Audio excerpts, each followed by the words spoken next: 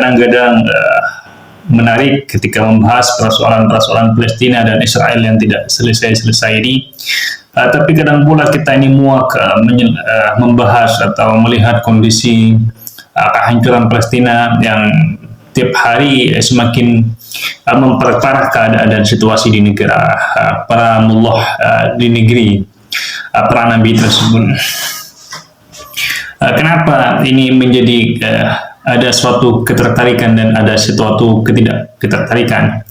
Kita pasti mengetahui bahwa perang konflik antara Israel dan Palestina ini menguntungkan beberapa kelompok, yaitu para penjual-penjual senjata yang sampai saat ini masih eksis penjualan senjatanya ke negara-negara berkonflik, seperti khususnya adalah negara Israel, Palestina, negara Yaman, Houthi, negara Ukraina dan Rusia, dan juga beberapa negara-negara yang sedang berkonflik pada saat ini.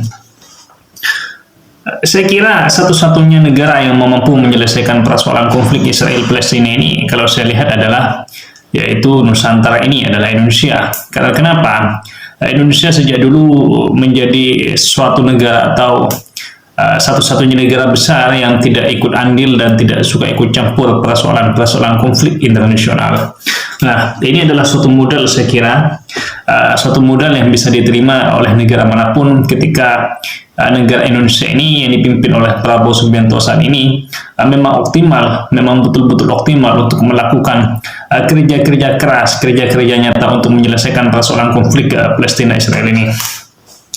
Terlepas kita dulu dari hadis-hadis Nabi Muhammad SAW yang meramalkan tentang suatu kejadian-kejadian, tapi ini kan adalah persoalan kemanusiaan.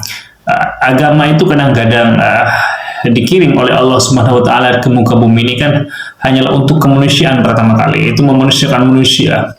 Sedangkan peperangan-peperangan tersebut tidaklah pernah memanusiakan manusia, tetap pembunuhan, nyawa melayang, pemerkosaan, intimidasi setiap harinya ini terus berjalan.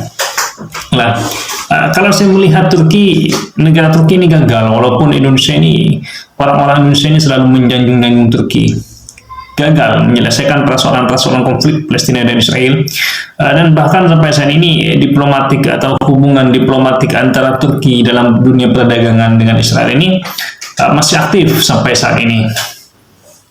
Kalau kita melihat Iran, justru bukan menambahkan, justru malah beberapa ilmunya jadi korban dari kebengisan Zionis Israel, sehingga mereka sampai presidennya pun mati dalam persoalan konflik ini. Ketua pasukan khusus juga mati. Pakistan juga tidak bisa apa-apa. India justru mendukung Israel. Negara-negara besar di barat seperti Amerika, Inggris, Prancis, seperti Jerman juga awal-awalnya juga mendukung Israel, walaupun di belakangan ini sepertinya sudah kendor karena memikirkan persoalan-persoalan kemanusiaan yang ada di sana. Satu-satunya negara yang betul-betul mampu menyelesaikan persoalan konflik Palestina dan Israel ini memang adalah Indonesia. Negara-negara yang lain walaupun bisa, tapi mereka adalah sebuah negara kecil. Tapi Indonesia ini adalah sebuah negara yang bicaranya atau omongannya mampu didengarkan oleh sidang PBB dan dunia internasional.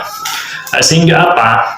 Prabowo harus betul-betul serius jika ingin memerdekakan Palestina pada saat ini.